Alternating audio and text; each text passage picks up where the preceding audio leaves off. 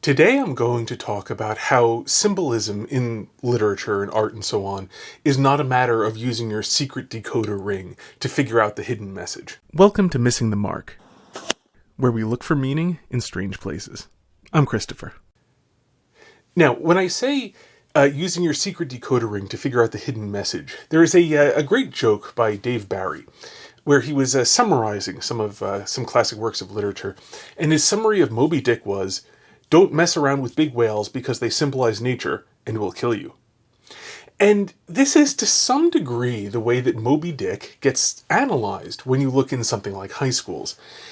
And there are some excuses for this because in high schools there's sort of a general need to try to make things something that you can test everybody on, and 90 some odd percent of people will get at least a reasonably passing grade on. And so basically teaching people, okay, here's the coded message in this book.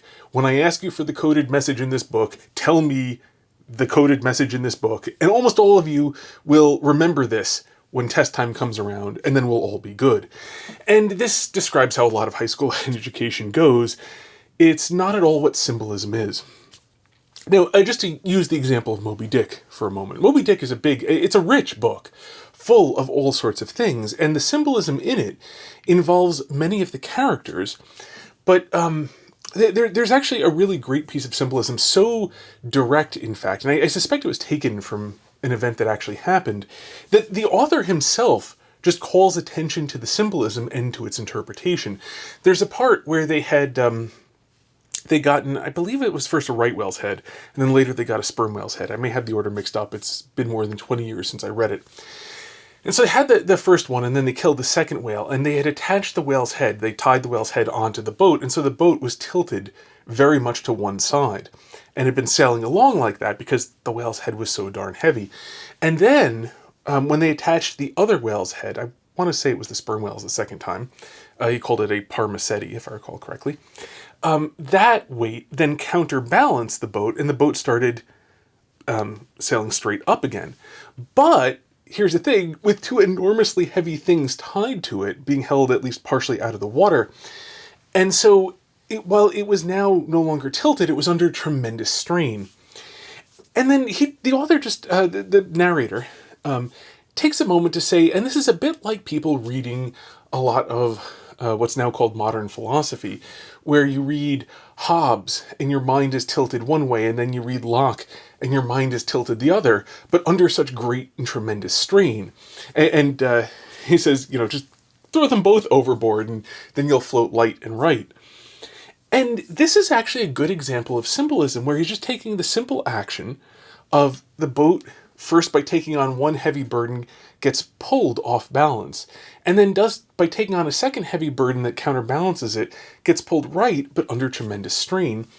And this is a bit like how people read philosophers, and that's all very true.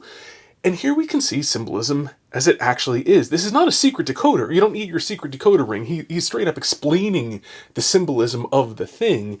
You have to remember Herman Melville actually was on whaling ships and probably saw this exact thing, and it struck him how good of an accidental symbol is just right there. Symbolism is when you have, in art or in literature, in a simplified form, the structure of reality, but in a form that's, because it's simplified, is more directly visible and more directly accessible to see the relationships between the things. That's what gives it what makes it structure. It is structured because it has relationships between various parts. So here, the boat with the two whale heads is a symbol, if you like, for a person who has read Locke and Hobbes. I think it was Locke and Hobbes. It was something like this. Because they have, on the one hand, ideas pulling them in one way and the other ideas pulling them the other, and the counterbalance of this pulls them, but these aren't reconcilable ideas. And so while the person has at least not, they sort of went kind of crazy, and then they've come back and they're not so crazy anymore, but at the same time, they're still under the strain of these unreconcilable ideas. And if you just don't bother with any of that, you will still be kind of, in the center, but not pulled in two directions and thus under great strain. this is, when you actually talk about the philosophers, this would be a very, very long conversation to learn what Hobbes wrote about and to learn what Locke wrote about. Would take a very long time, and to show how the various ideas in these things do pull in opposite directions, and then to actually meet people who see these and take these seriously and, for lack of a better term, don't recognize the problems but simply get sort of carried away by them. That such a person, all of this takes a very long time. It takes a lot of reading. The whole thing is very complicated.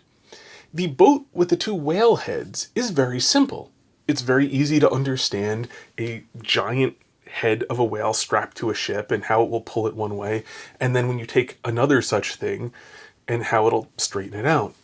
Thus, this is a symbol for the other because it contains the relationships, but in a highly simplified form, so it doesn't take you months worth of reading of Hobbes and Locke, and also the good fortune of running into people who will have been doing this. Now, at this point, that's more esoteric.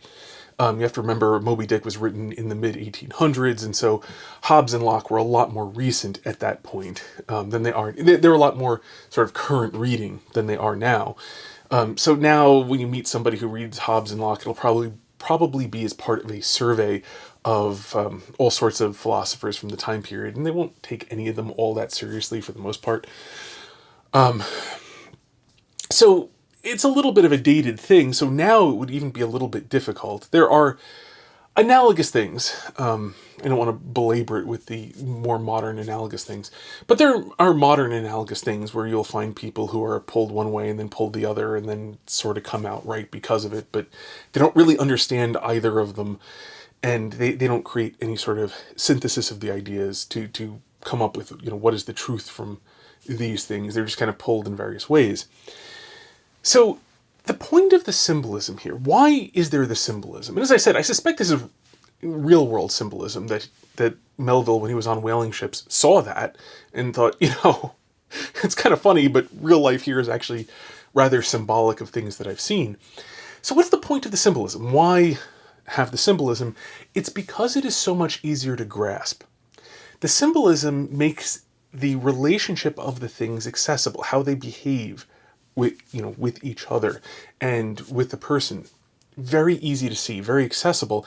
And the benefit to this is to look at the structure of these things and then look at the much more complicated real life that they symbolically point to, and to understand what you see going on in real life with the help of the symbols. So this is when you see in art, when you see in literature, symbolism. That's what symbolism actually is. Symbolism is looking at the simplification in the art of what exists in the real world. So another example of symbolism, and this is something that to some degree I'm going to be using obvious symbolism just because it's so much simpler. If you want more complex symbolism, check out Jonathan Pajot's channel, The Symbolic World. One of the things that he does, one of the types of videos that he makes, are videos where he takes some particular piece of art and then looks at the symbols of things where it's more subtle symbolism. And so, like he recently had a two-parter on Sir Gawain and the Green Knight, which is very interesting. He looks in the symbolism of it and what's going on, and what's the structure of what's happening, and sort of what does the turn of events mean. And here's the thing, by the way, too, when we say what does it mean, that, again, the way this often gets taught in high school is like the meaning is this simple thing that the author could have said, but for some reason, instead of saying one sentence, decided to write an entire book that once you've properly twiddled all the knobs on your secret decoder ring and you check it out, boils down to that one sentence with nothing else added.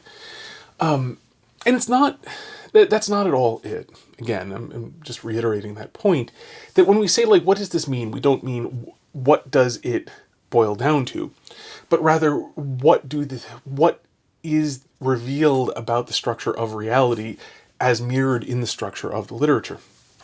So, take, one of the classic sorts of movies that people see, the classic sort of underdog, underdog sports stories, say. the Mighty Ducks kind of thing. It's been so long I barely even remember that movie. But anyway, that thing, you have somebody or team who isn't very good at sports, and they don't really like it, and they don't want to do it for the most part, or maybe they like it, but they're terrible at it. And then what happens is, through a bunch of circumstances, they get access to somebody who actually has the ability to teach them for real.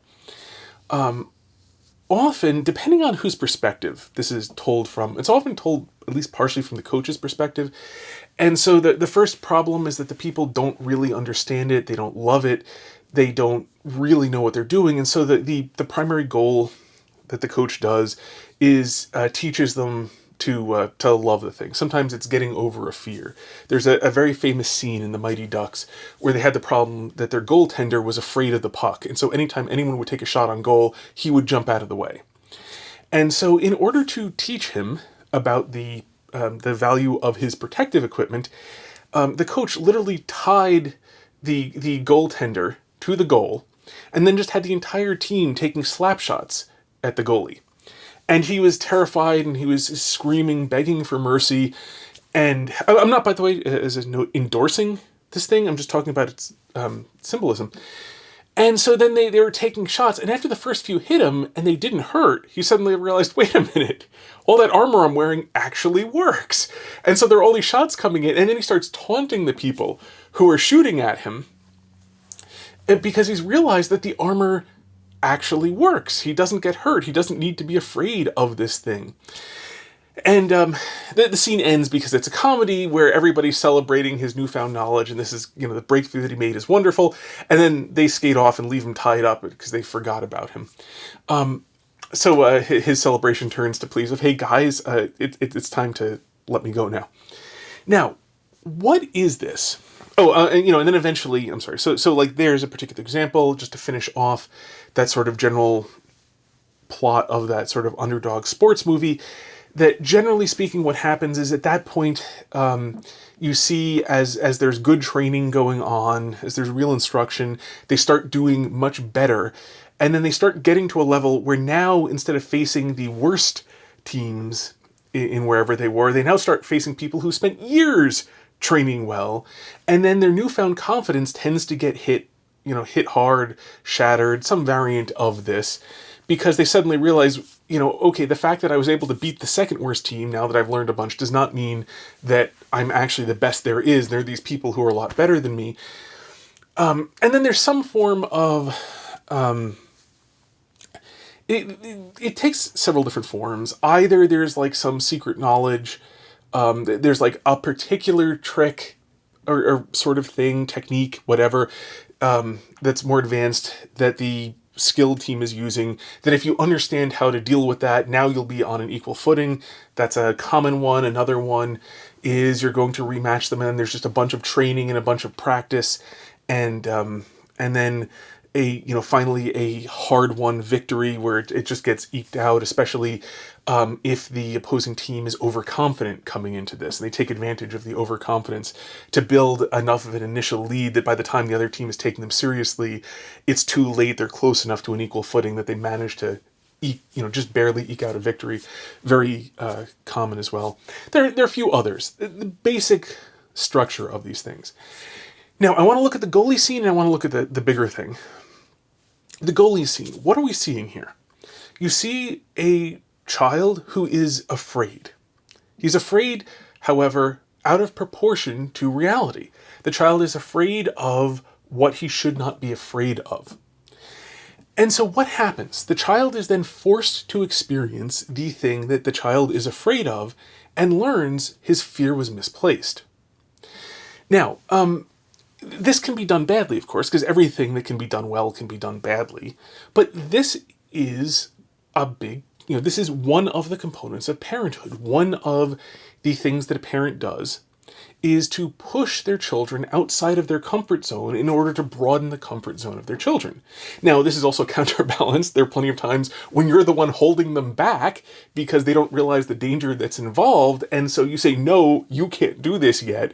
You're going to need a lot more preparation before you get to do this thing. So in parenthood is often you tend to be on both extremes of everything, because children will tend to screw up in both extremes until they finally learn, go through childhood and learn basically how to be competent adults who can, keep themselves balanced. So parenthood has both extremes, but this is one of those stories that is just part of the nature of what parenthood is. That good parenthood is, amongst other things, teaching a child what they should not be afraid of, pushing a child outside of their comfort zone, teaching a child that there are things to be cautious of, but this needs to be a rational thing, evaluated and tested, and something that you should be careful of, because though to be foolish, to take unnecessary risks is a bad idea. At the same time, unnecessary caution will also cause real problems. Perhaps not quite as obvious in the moment, but will cause real problems. And so you need to navigate between these things, and you need to push yourself, and you need to be courageous. You need to come to learn where danger is and where it isn't. And so in real life, this takes a long time. This isn't something that is actually solved in a few minutes. You don't get a child on a bicycle for 10 seconds and the child's like, wow, bicycles are wonderful. I'll never be afraid of falling off a bicycle ever again. Because there's a good chance they'll actually fall. It takes a while to get to the point where you never fall off a bicycle. And even then, every once in a very great while, you might, unfortunate circumstances happen. Anyway, the point being, real life is a lot messier. Real life is a lot slower. Real life is not, you force the child to do something once and then suddenly everything's great. Every now and then there is even an exception to that. I can remember one time when I was a kid, when my mother forced me to read the first 3 chapters of a book. And then I think by the time she checked on me again, I was up to chapter 7 or something, because it turned out it was a great book. And I was just afraid, I didn't think I would like it. I just didn't want to spend the time on it. So it's not really like a fear reaction per se. But it's something vaguely analogous. And every once in a while, even that will work out. But for the most part, real life is messier. Real life is slower.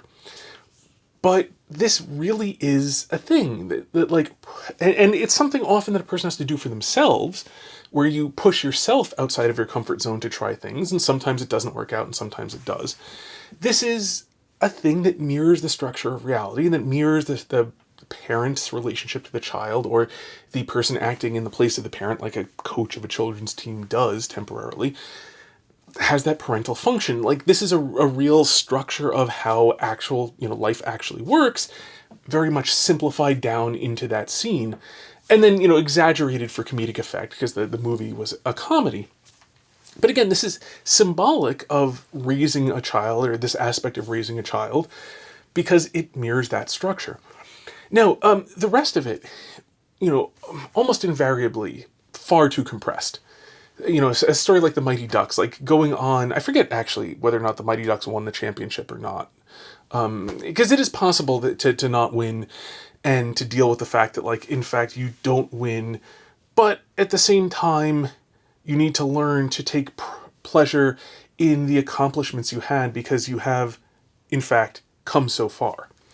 And so that's another version of it. So depending on where you end out, these trajectories of your basic sort of underdog sports movie, again, they are symbolic because they mirror the structure of reality. That when people go to get better, there are some elements that they're going to need. They're going to need somebody who knows what the heck they're doing.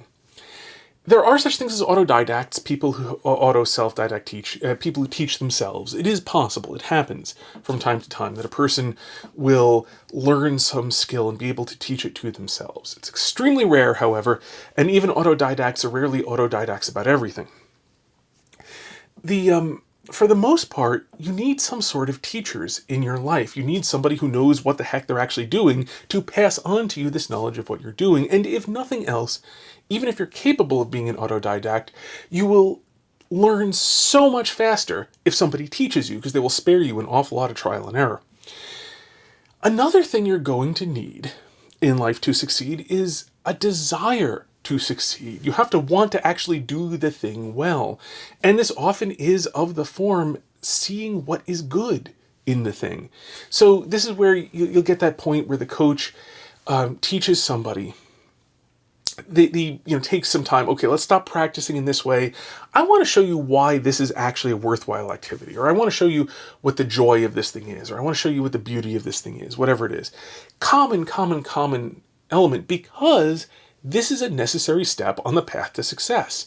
The student has to want to do it. You can only get so far by making the student do things and offering the student bribes and, depending on where you are, having fear of punishment. A child, may learn to be fairly good at something, if you're threatening to beat them if they don't do a good job and so on. Like they'll apply themselves to some degree, but they'll never become great at the thing if they never develop a love of the thing. And it's because it's that love of the thing that pushes you that will draw you to truly understanding what's going on, to going. Because eventually, if you hate a thing, you won't even really properly consider it. You may out of fear do a lot, but that only ever works so well.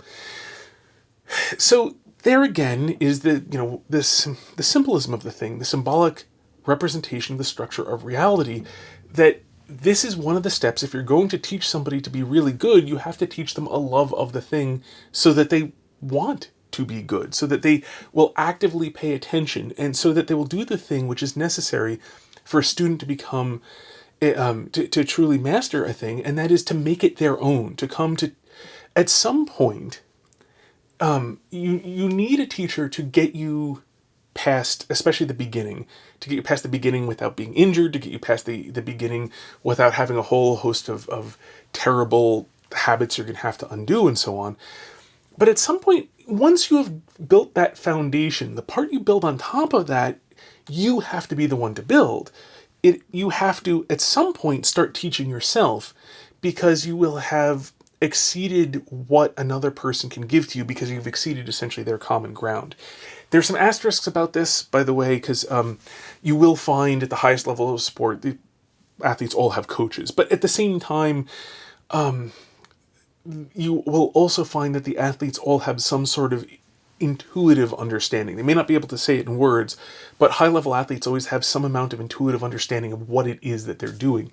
And the coaches will figure out ways of helping them to learn even better, but the level of excellence that they need is something that they have to understand on some possibly non-verbal level.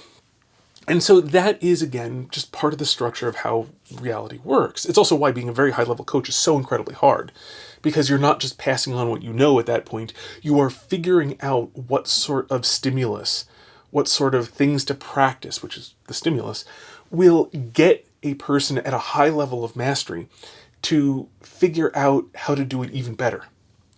And so that's a very, very, very difficult skill. And that's why really, really high-level coaches are so rare. And it's so difficult to be an extremely high-level coach, because it's a fundamentally different thing than being a very, very low-level coach. A very low-level coach is teaching what is common to everybody, and the coach themselves might even be able to do.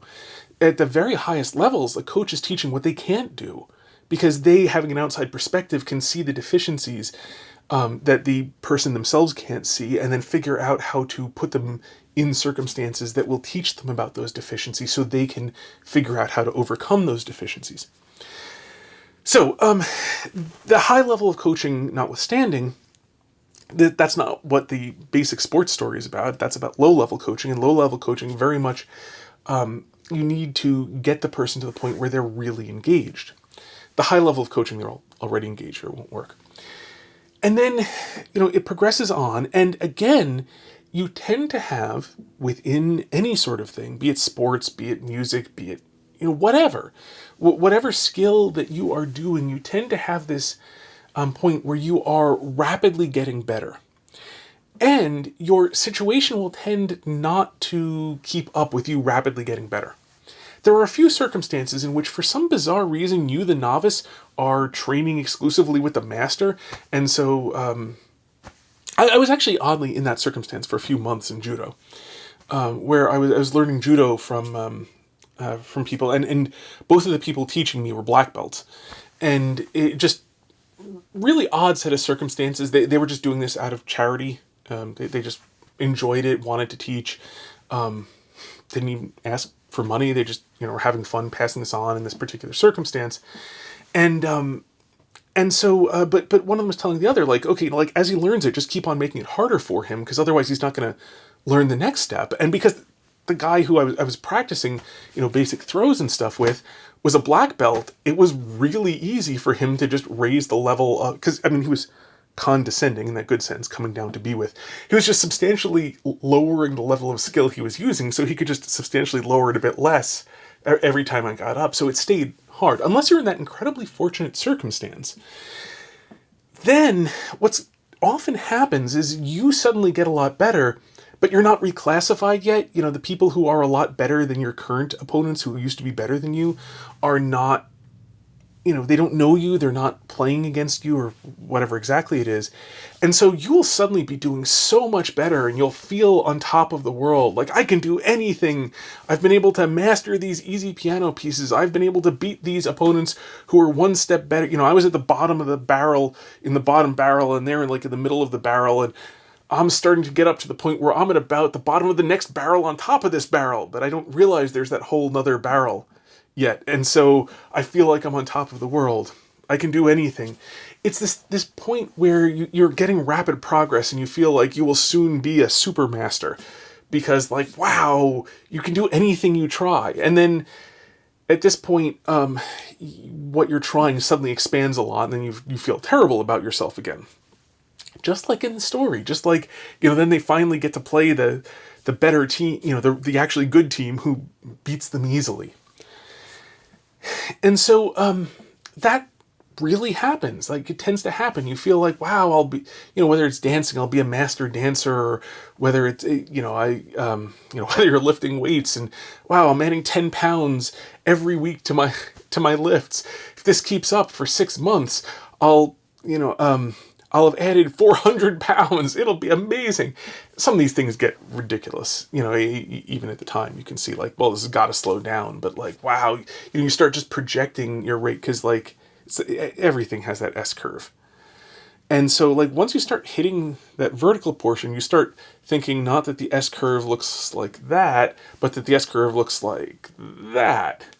And you start thinking, like, wow, I'll be just absolutely amazing. I'll be so good. And then reality's, you eventually get slapped by reality, essentially. Because you were way better than your very low circumstances, but now things are readjusting. You're reclassified. You're against people who actually have liked this sport for a long time, who've actually applied themselves for a long time. And now you're not so great relative to them anymore. And it can be devastating. It can be so hard. Like, I thought I was going to be so great, and it turns out I'm actually really bad. And often at that point, you go from wildly overestimating yourself to wildly underestimating yourself. And here again, you see that right there in that sports movie. The symbolism, it's just the structure of reality. You tend to do those sorts of things. So, is it that you suddenly, you come up in rankings a bunch, and then, like, it's easy, and then you just happen to play the team? There isn't, like, any gradations? No, that's not how it really goes. That's what makes this symbolic. But that structure is there. That like, you've been doing really great, and then you hit a challenge. And, like, you don't go from barely being able, being crushed by the worst person in your chess team to, like, 3 weeks later, you're playing, against, one of the world champions. That's not how it actually goes. You just, you play against, like, the fairly good person in your chess team, and they crush you. That's how it really works. But in these movies, it's always condensed, so it's easy to understand. Now, what about that next section where, it tends to branch off into either, okay, they know about this particular sort of trick, you're lacking this one skill, and if you can do that, you'll be at least relatively, fairly able to compete. Or, okay, it's 6 weeks until the championship, we're going to work super hard. And what do you get? Like, if you go that path, you tend to get, well, actually both of them tend to have the training montage. And then what do you see in the training montage is the person is working super, super hard. Now, again, are you going to learn 5 years worth of practice by practicing 5 times a day for 6 weeks? No. No, you're not. Not in reality. But again, that's what makes this symbolic. In the story, there's the training montage, and they work super hard. They learn the particular skill. You get taught how to do the crane kick, whatever exactly it is. And then, the particulars will vary considerably of how the movies go, but it's some form of training montage for the most part. And then also often, a pep talk through the discouragement. Because you do have to get through the discouragement. And then the person, shortly before, they'll be afraid they can't do it, and they'll be really worried and think, what am I doing here? I've only been doing this for a few weeks. How could I possibly beat somebody who's been doing it, for 15 years, et cetera, et cetera. And in reality, you couldn't. But symbolically speaking, what is this symbolic of? It's symbolic of how after that initial, reality check, that you then put a lot of effort in, and you work and you work and you grind away and you keep on going, getting better and improving, and your improvements keep on happening. And they're actually often still fairly significant, because you're often, for a while in there, even if you've hit the inflection point in the S-curve, there's still a bunch of fairly steep part before it levels off. And so you're still getting a lot better, but you don't really realize it, because now you're comparing yourself to people who are much better. And at some point, and this can easily, a person can get inside their own head, and they can think to themselves, like, why am I even bothering? I'll never be great. I'll never be good. They're actually making real progress.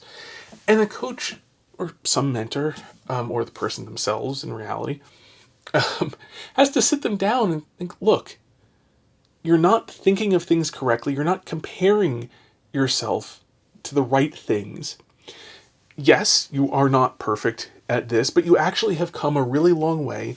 And if you stop getting in your own head about this, to use a modern phrase, if you stop focusing on comparisons and focus instead on the task at hand, you will be able to accomplish a lot. And again, that is exactly what people actually have to do. You can sabotage yourself to no end by focusing on comparisons instead of the task at hand. So you'll have that portion, and then you have the thing, and then sometimes you'll have a victory, sometimes you'll have the thing where you don't win, but the other person, sometimes you don't win, but the victor comes over and salutes you, congratulates you, gives you some sign of respect. The victor gives the loser, who's the underdog, a sign of respect, saying, like, you are good and I respect you. And that can be, just as much of an accomplishment as actually winning the thing. Sometimes the two things go together.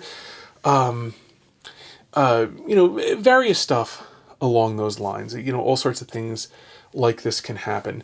And these are symbolic of, somewhat different outcomes, but they all tend to be more or less symbolic of, in broad strokes, of the fact that after you have really, after you've gone through that S-curve and are coming out towards the topish, and you have really put in a tremendous amount of work, you now are worthy of respect. And even if you're not the best person in the world, you still are a person who is worthy of respect. And now this is also one of the things that you will see a bunch of. Now there's an overlying layer on this whenever it gets to sports stuff, because this is written by Hollywood writers, and Hollywood writers tend to have huge hang-ups about people who are physically competent. Hollywood writers tend to have like a huge inferiority complex, and so they tend to think that anyone who is physically competent, who is strong, and fast and has endurance and so on, all looks down on them. I did a video about this. Jocks versus Nerds is fiction or fantasy or something like that. I wish I remembered the exact title. But the point here, there is that layer which tends to get wrong. But there is also a layer of this which is taking that anyone who's achieved a standard of excellence is intrinsically judging you. Not the person themselves, but the excellence they have achieved intrinsically judges you in that when you have not achieved it, because there is a standard higher than you that you could achieve that you have not achieved.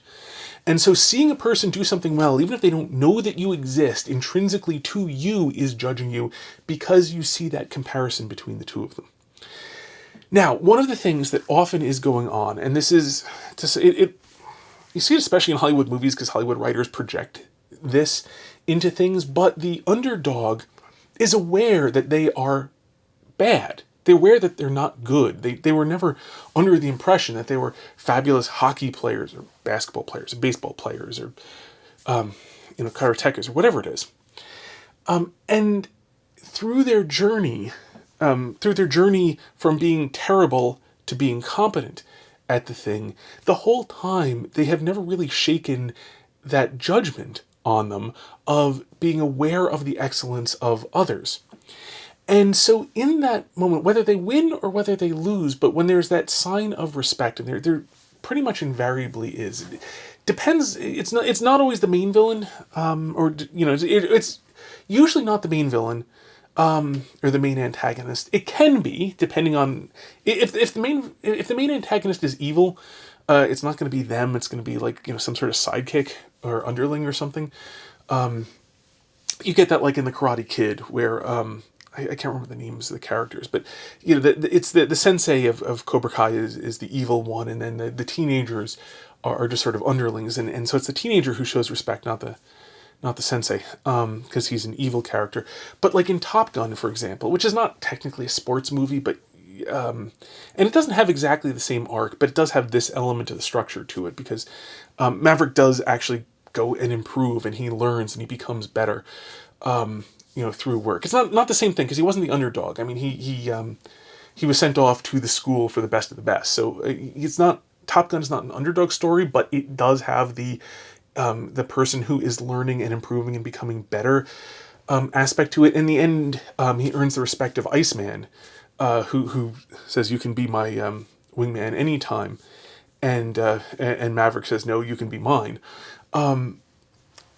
So like in that scene where Maverick earns the respect of the antagonist, same thing.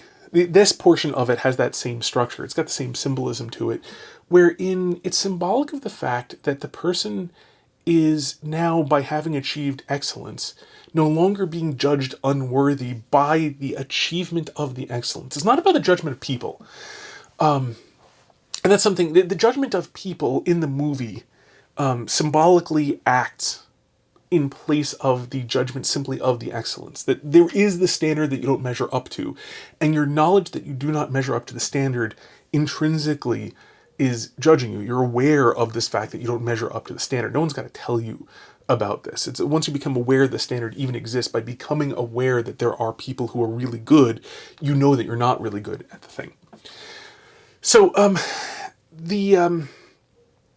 it's just, again, it's simpler when you just make it people who look down on you for not being good. It's a lot more complex to represent a person being aware of their deficiencies in this sort of way. So, again, it's what makes it symbolism. It's easier to grasp when it's just the person looks down on you, and now the person says, "You're all right," or "I respect you" in some form.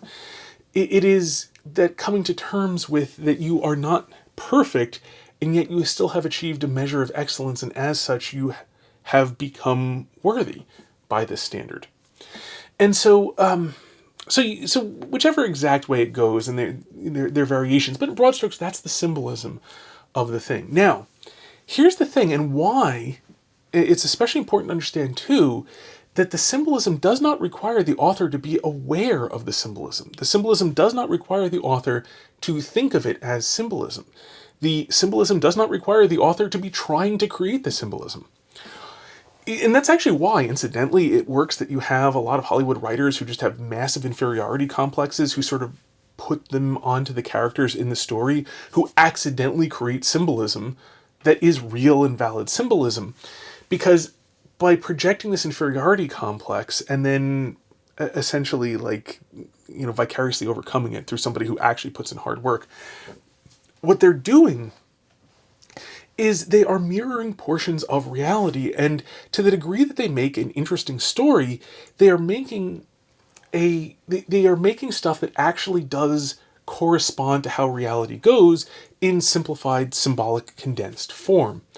They don't need to know that it's symbolism. They don't need to know what it's symbolic of. All they need to do is for some reason, they don't even have to be able to explain, feel like this was the right thing to happen after this. That like, if this happens, then this happens, then this happens. Isn't that a cool story? That's all they need to do, because being human, they intrinsically, instinctively recognize structures of reality, and they respond to the structures of reality that are presented, that are made intelligible within the story. It's the same reason why people like these movies, why people like these novels and stories and so on, is because they recognize structures of reality within the thing, that this makes stuff that they have seen, stuff that they are aware of on some level, more intelligible to them, because they have seen it in this symbolic form, and so they like it because it conveys truth to them. They don't have to understand it as symbolism. They don't have to say like, oh yeah, symbolically that makes sense, because parents do need to get their children through certain kinds of fears when they know there is not in fact danger there, by exposing their child to the non-danger, so the child itself learns that there is no danger there. Nobody needs to, the person who wrote it doesn't have to think of it that way. The person who likes it doesn't have to think of it that way. It simply is why the one person thought this would be a good story, and why the other person thinks that it is a good story, is because this is a symbolic representation of reality here, and their human nature is resonating with this thing that they know but don't really understand, and now have a better understanding of because they saw it in this symbolic representation. So, that's what symbolism really is. That's what symbolism in stories, in art, and so on is. It's all about understanding reality better by seeing it in a simplified, symbolic way. Very, very useful. It's why art can be such an incredibly good pedagogical tool for teaching. Because art has the ability, whether it's narrative or visual arts. The narrative arts probably are even more powerful than the visual arts in this regard. You also get hybrids, like movies, for example, which are both visual and narrative in structure. But narratives really encode, life is a narrative. Life is a story. It's a story told by God. God's, it's not an accident that in the book of Genesis, God speaks the world into existence. Or in the book of John, ex arche in hologos ke hologos and proston theon ke theos in hologos. In the beginning was the Word, and the Word was with God, and the Word was God. And then, it goes on, that's the only part I remember in Greek, but, and then through him all things came to be, and not one thing came to be except through him. That is to say that, all things had their being through the Word of God. And remember, logos in Greek would mean rationality, thought, word, logic, argument, and so on. Like, these are all related concepts. And so the world is, at its most fundamental level, a narrative. And that's why narrative is such a powerful sort of symbolism, and so extremely useful. And so art is very powerful. And so the purpose of being able to look at things and identify symbolism is not to play Where's Waldo. The goal is not to, oh, there's a symbol, and turn the page. Here's the symbol on this page. Oh, there's where the symbol's hiding on that page. Oh, look, in this page, the symbol has an umbrella on its head. That's not what understanding symbolism is about. It's not about, twisting all the knobs on your secret decoder ring until you can read out the 5 words that the entire novel means. It's not, when you take Moby Dick, it's not don't mess with big whales because they symbolize nature and will kill you. It's all about the symbolism of it. And because many things happen, the things all form different kinds of symbols at different times. And so there are all sorts of fascinating things that go on, but especially in the character of Ahab, who is this character utterly driven by revenge. And it's, to some degree, a look at what happens when a person is driven by revenge, not just to them, but to the people around them. Not merely to them or the object of their revenge. But Ahab gets everyone on his boat killed because of his single-minded determination to revenge. And there's also a fascinating part where Ahab refers to gifted with high perception, I lack the low enjoying powers. And this is, I think, when the crew is engaging in some party and Ahab's sitting there thinking like, I'm this is beneath me. And it's, again, there are interesting symbolisms there they're interesting. It is symbolic too of how a person can misunderstand what it means to be higher, that a person can misunderstand then what intellect is about. And so essentially where a person can mistake laziness for intellect, that the intellect is supposed to make you better able to enjoy the low things. It is not supposed to make you unable to enjoy the low things. And to be unable to enjoy the low things is about lacking the energy to actually deal with them as they are. It's to have a preference for certain things, to have gotten accustomed yourself to certain particular things, and being unwilling to redirect your attention to something else. Ahab didn't fail to enjoy things because he was just so brilliant he couldn't. It was because he was so lazy he wouldn't. And this ties in too with his revenge, that why was he so fixated on revenge on the whale? And one part of it is because he wouldn't take the time to enjoy other things. He wouldn't take the time to turn his attention. He wouldn't take the time and energy to turn his attention from the things that tended to, that he wanted to think about. And so, to some degree, that's why revenge so consumed Ahab, is because he was the sort of person who wouldn't put the effort in to not being consumed by it. Just as he was the sort of person who would not put the effort in to actually enjoying simpler things. And so there's so many things where the symbolism works, and you'll find people like this. If you spend enough time amongst the human race, you'll tend to encounter people who make these sorts of mistakes. Now, they tend to make them over much longer periods of time and much harder to identify ways, and this is why seeing it symbolically in Ahab is useful. And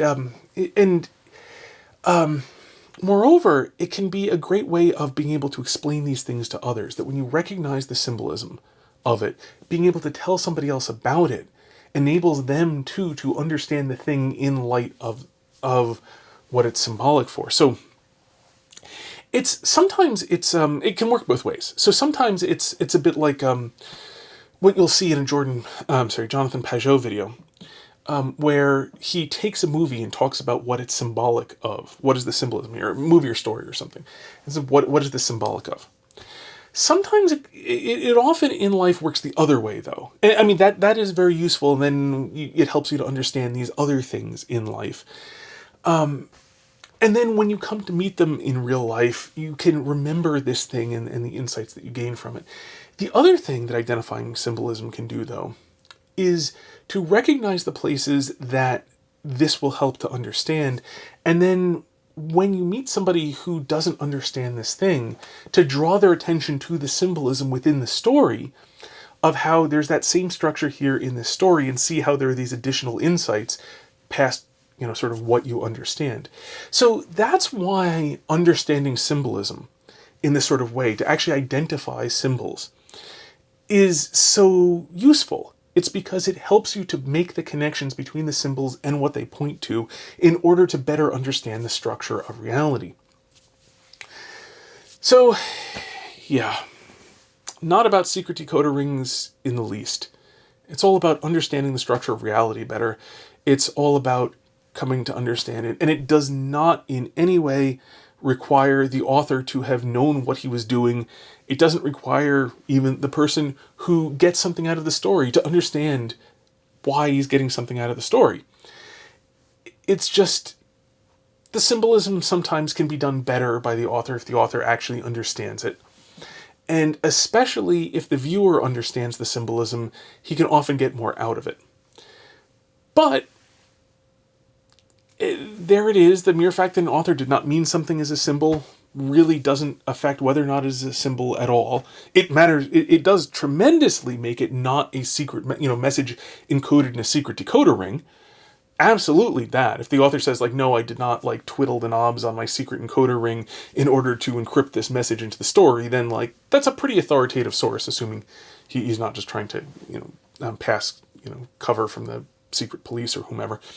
That's a pretty authoritative source, that there is not this secret message hidden in, that if you just twiddle the rings in your secret decoder ring, you'll be able to decode the secret message.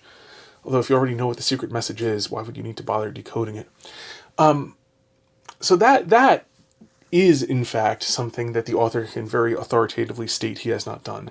But in terms of symbolism, an author can make a book chock full of symbolism without being in the least aware that he has, simply because he was just trying to tell a story that made sense to him, and the reason it made sense to him was because it reflected reality, as reality actually is.